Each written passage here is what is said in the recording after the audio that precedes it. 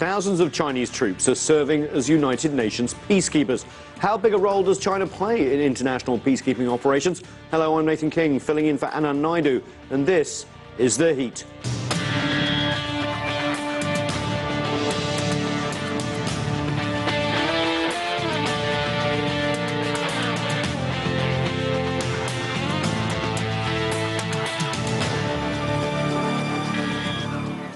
More than 30,000 Chinese peacekeepers have served as part of United Nations forces since China began participating in UN peacekeeping missions in 1990. China is now the largest contributor of UN peacekeepers among the 5 permanent members of the UN Security Council, and China also plays a major role in funding UN peacekeeping operations. Among our guests is the Assistant Secretary General for Peacekeeping with the UN, but we begin with Wang Guan. He is our Chief Political Correspondent with CCTV's Mandarin service, and he joins us from the newsroom.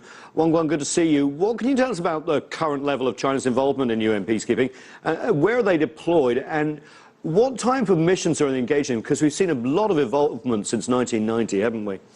Right, Nathan. According to the United Nations, at least 2,600 Chinese troops are currently serving in the UN peacekeeping missions. The vast majority of them are based in the West and East African countries. Those in South Sudan and Liberia make up half of China's peacekeepers. 400 Chinese troops are stationed along Israel-Lebanon border in the Middle East, and 400 more scattered in 9 hotspot regions across the globe. Let's put the numbers in perspective, Nathan. In 2003, China contributed 260 UN peacekeepers, now 10 times that many. They're mainly doing 3 things: peacekeeping, peacemaking, and peace building. These are, of course, 3 different things. For peacemaking, they go to active combat zones such as South Sudan to stop the government and rebel groups from fighting each other. For peacekeeping, they remain in conflict zones when active combats are over to preserve a ceasefire. Peace building is the challenging part. These Chinese troops, along with troops from other countries, work with national and local law enforcement agencies to build law and order institutions. There are Chinese engineers to help build infrastructures in Mali, medical teams to fight Ebola in Liberia, and mine-sweeping teams in Lebanon. Wang Guan, also China back at UNHQ is making major contributions to the funding of UN peacekeeping. The UN obviously welcomed China's support for future peacekeeping efforts. What can you tell us about that? Well, China currently contributes to 10% of the UN peacekeeping budget. That makes Beijing the 2nd largest donor behind the United States. Chinese President Xi Jinping pledged to train 8,000 additional troops to act as reserve, so whenever and wherever needed, those peacekeepers of China can be dispatched. So when China announced a 300,000 troops cut last year to make its domestic forces more nimble, they're actually increasing their share of their international peacekeeping troops to the United Nations. Obviously, peacekeeping comes with risks, and China has lost peacekeepers this year. What sort of sacrifices has China suffered during its peacekeeping operations? Well, according to the Chinese military, at least 13 Chinese soldiers have been killed during UN peacekeeping missions in the past 2 decades. Notably, 2 of them were killed in July this year during fighting between rebels and government troops in South Sudan. The UN recognizes China's sacrifice. UN Secretary General Ban Ki-moon said this July that he thinks China has played a leading role in UN peacekeeping, international development, and combating epidemic diseases. China may not be as big as international development as some powerhouses such as the US, not yet, but it is certainly going in that direction. Wang Guan from our newsroom, thanks so much.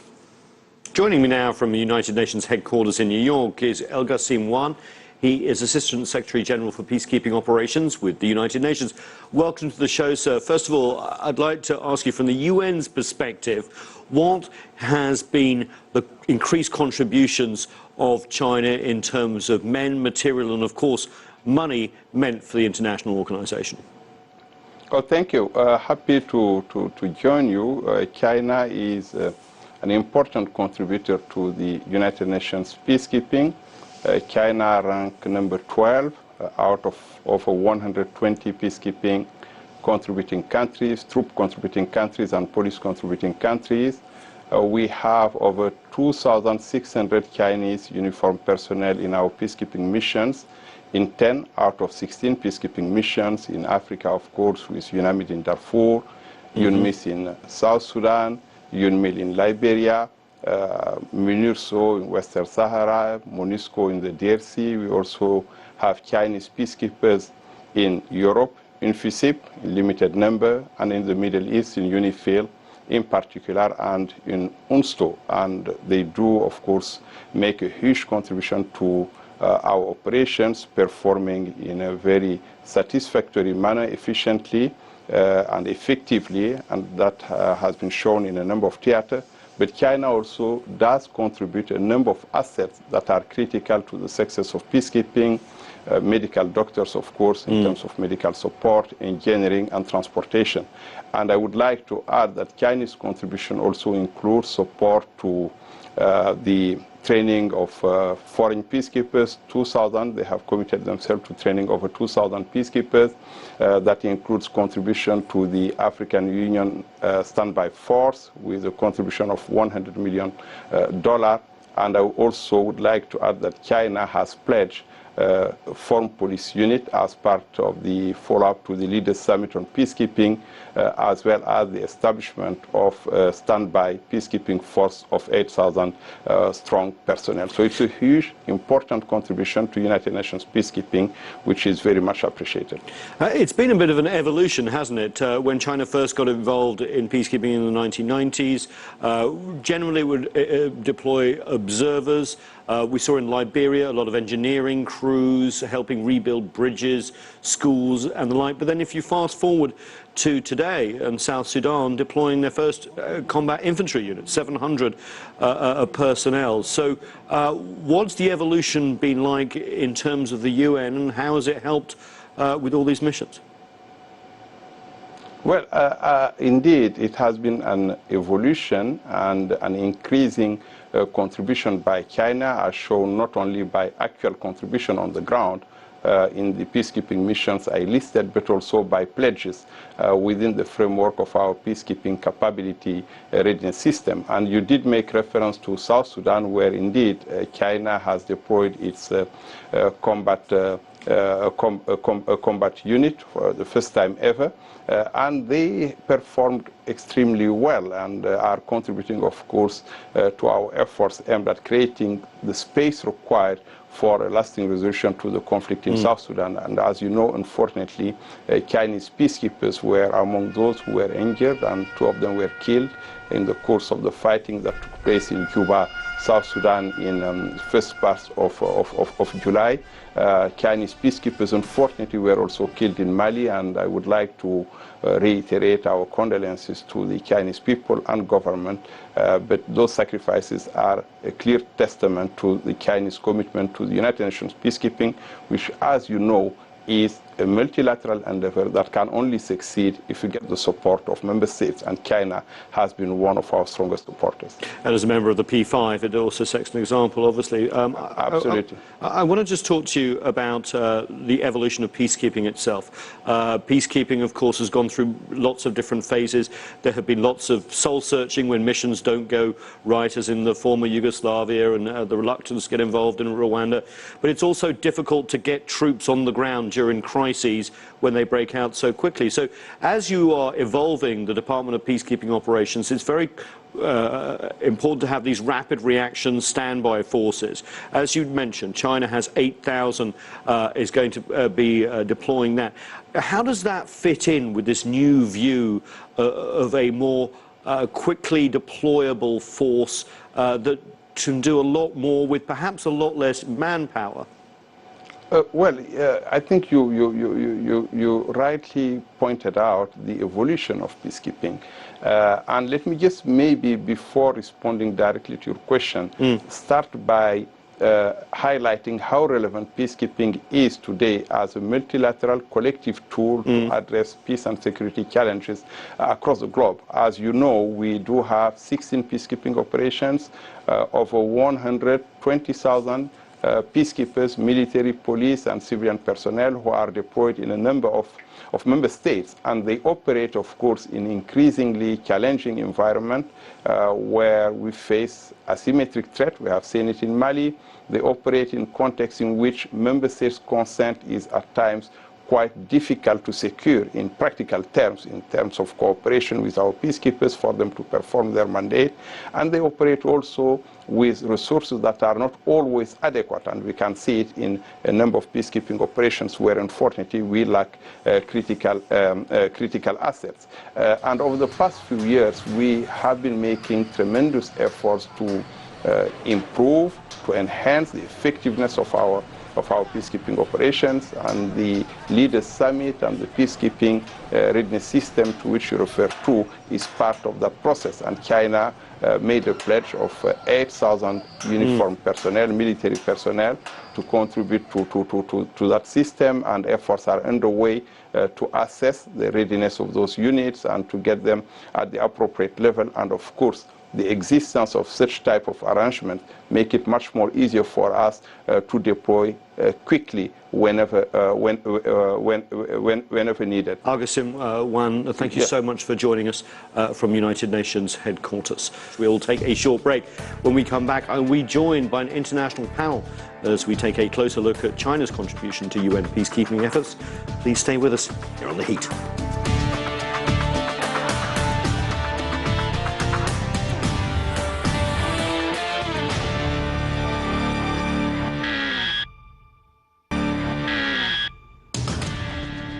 Welcome back to The Heat. I'm Nathan King, filling in for Anna Naidu, and we're talking about China's increasing role in UN peacekeeping efforts. Joining me now from Beijing is Dr. Liu Qihua. She is an associate professor at Beijing Foreign Studies University, and she's written extensively on China and UN peacekeeping operations. Also joining us from Nairobi is Siddharth Chatterjee.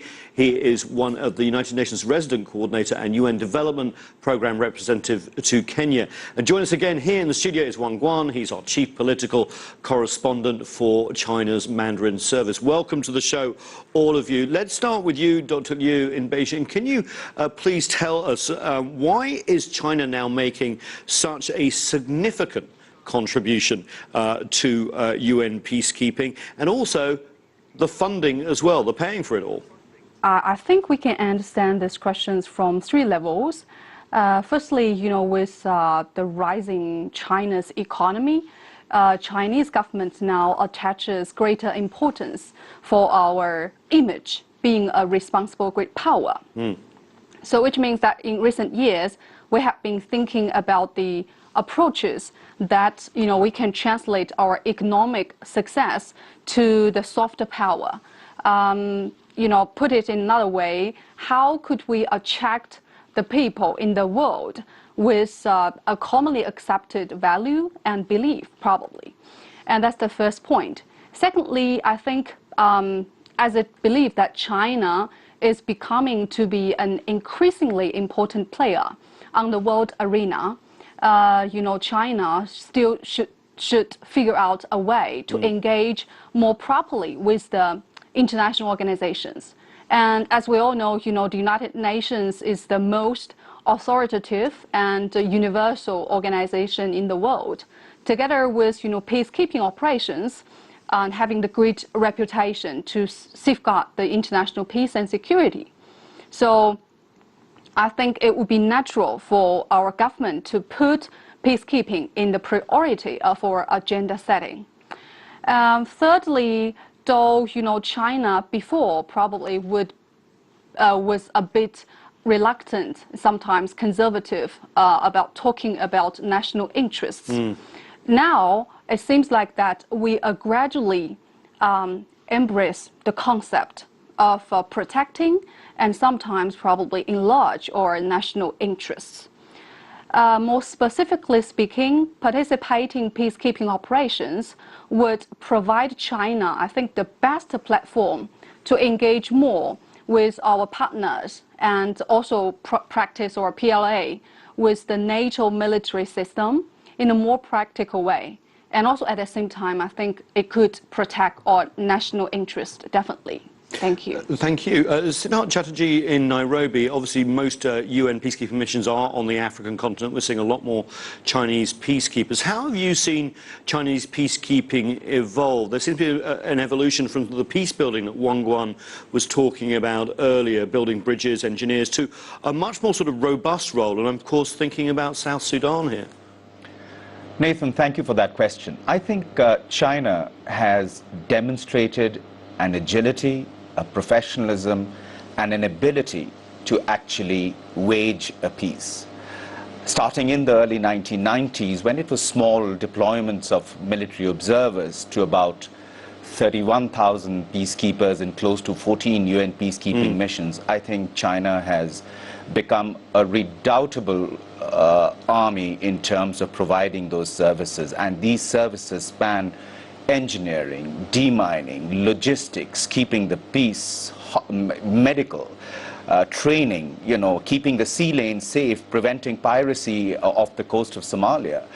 I think whether it's the Democratic Republic of Congo or South Sudan or off the coast of Somalia, I think on all counts, their services have been meritorious. And I think one of the largest contributors from the permanent five of the Security Council, both in terms of number of troops as well as financial contributions, I think China can play an even bigger role in advancing the peace, because ultimately that is the aim of the entire United Nations Charter, is to build bridges of peace, and I think China is well positioned to do that. Wang Guan here in the studio. I used to cover the UN for about 10 years, and I used to know how difficult it was to get UN peacekeeping missions up and running. The Secretary General and the head of peacekeeping used to have to beg for equipment and soldiers. And as some nations back off peacekeeping and its risks, we've seen China step up. Why do you think that is? What is happening in the national moment for China that makes this so important? Right, Nathan. 10 years ago, China's contribution of troops to the United Nations peacekeeping missions was only 1/10 of that today.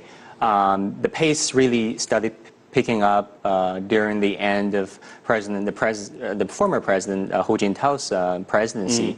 As China increases its presence in Africa and its engagement in the Middle East, China started sending more troops to the United Nations. But later, it's really things accelerated when President Xi Jinping took office in 2013. And during a milestone foreign affairs work group meeting in 2013, he signaled an end to, or a break to China's Tao Guang Yang Hui foreign policy, which means lay low and bide your time. And he proposed a 奋发有为 foreign policy that is proactively engage the world community and get things done. Under that doctrine, if you will, China really started contributing more troops. In fact, I had the pleasure of going on a patrolling mission with the Chinese Navy back in 2011. Yes, I remember. Very good stories, in southern Pacific, when they just finished the patrolling mission off the Gulf of Aden, off the coast of Somalia. Those were tough times. 19, 20-year-old boys being in the ocean for 3 months, not eating well, deprivation of sleep. They're doing what they've got to do. And, that's why people say once a Navy, always a Navy. I saw some of those Gulf of Aden people in Rimpak as well. Very interesting stories. Can I go to you, Dr. Liu, again?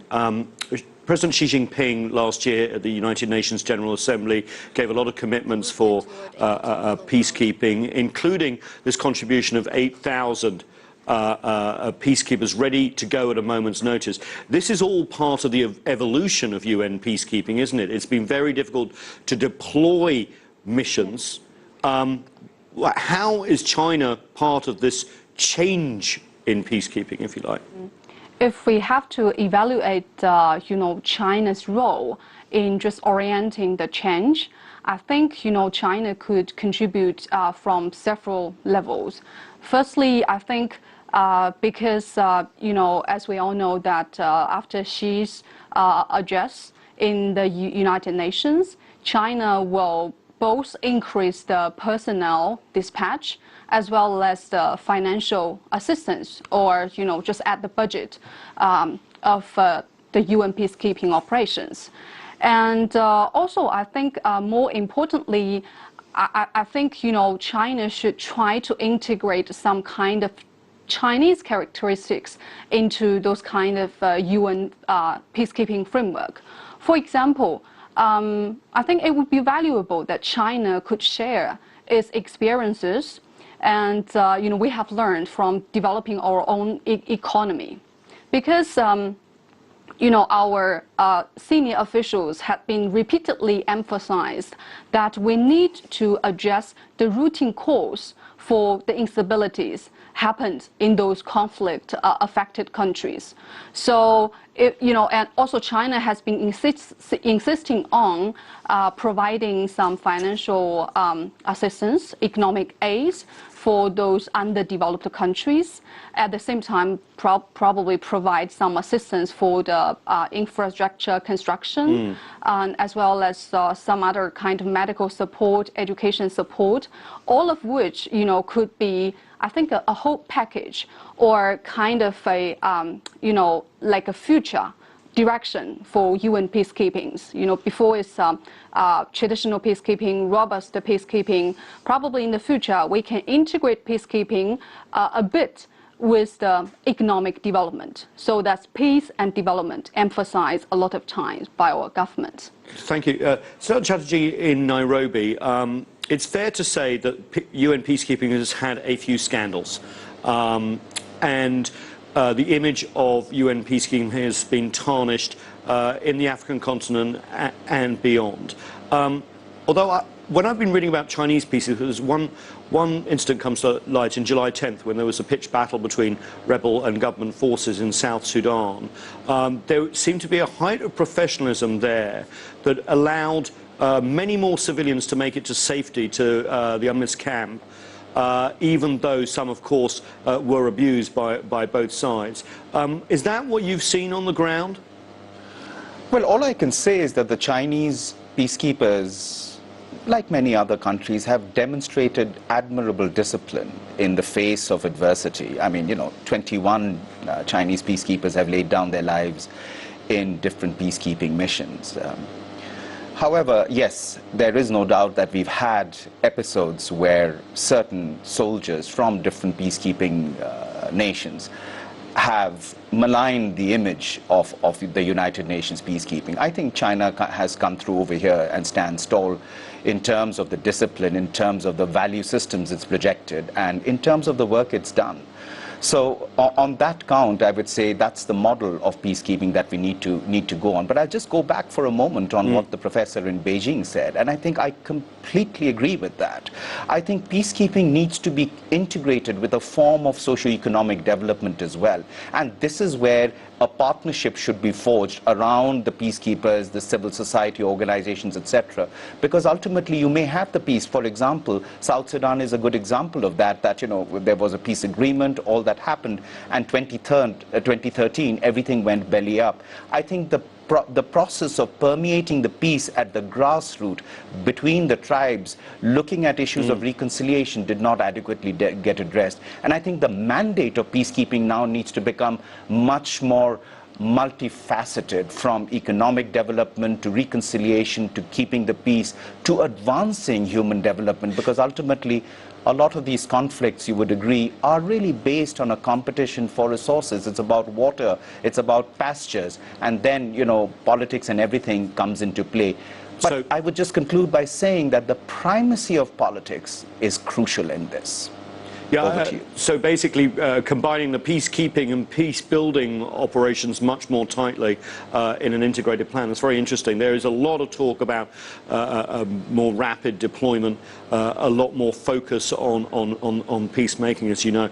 Wang Guan, how much of a sense is UN peacekeeping and China's contribution a sense of national pride at the moment? I mean, I remember when several have been killed in the last year or so, and there was a deep sense of honor, of the commitment there. Right. My colleagues in Beijing and in Nairobi perfectly put it, in that it requires discipline, it requires sacrifice, and Chinese troops, just like troops in many other countries, did just that.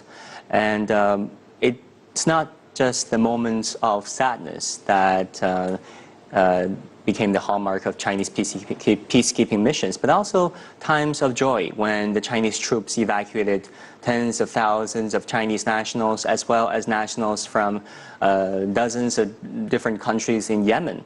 That's right. Barely last year. And also when the Chinese troops patrolled the Gulf of Aden and engaged with the Somalian pirates and protected the sea lanes and make sure trade, sea lanes for trade were open. Those were the moments of fulfillment and joy. People talk about it back home. Certainly, it is a matter of national pride, but it is also a matter of fulfilling China's commitment as a major stakeholder globally. Dr. Liu, last word from you. As you are an expert on peacekeeping, what do you think is the proudest moment for China when it comes to peacekeeping operations around the world? The proud of China. I think firstly, I would like to say, peacekeeping operations for China in the past several decades to a great extent highlighted our national image, on the world stage, safeguarding international peace and security. Just now our experts mentioned some misconducts in the peacekeeping operations. For example, the corruptions and also sexual exploitation and abuse, those kind of deeds. But for China, we have provided an almost a perfect record for UN peacekeeping operations, because we have just selected with a really cautious training program, and we provide the well-trained staff, peacekeepers and civilian police with professional skills and also, integrity. I think that's very important for such a kind of international enterprise. So that's the first point I would like to mention, and I think it has already won China a lot of applauses in the world. Secondly, as I mentioned, because I personally concentrated a lot on, the social development, economic development in the conflict affected countries. I think in the whole process of Chinese involvement in the peacekeeping operations, we actually provided substantial and enormous help to those countries. I would like to say probably in an economic way. For example, in the early stage for China to participate in peacekeeping operations, we, as I mentioned before, we built a lot of bridges and roads and hospitals, schools, which just will, I think, benefit a lot for the local people to just fundamental living standards. And I think it also contribute to their like sustainable development or just eradicate the poverty, probably as the rooting cause of those conflicts. A role that is going to grow and grow. Thank you so much, Dr. Liu, and everyone on our panel. Well, that's it. That's all we have time for on this edition of The Heat, but we'd love to hear from you. So please send us your questions, comments and story ideas to theheat@cctv-america.com. And we'd like to continue the conversation on social media. Give us your thoughts and comments on our Facebook, CCTV America. I'm Nathan King in Washington, D.C., and thanks so much for watching.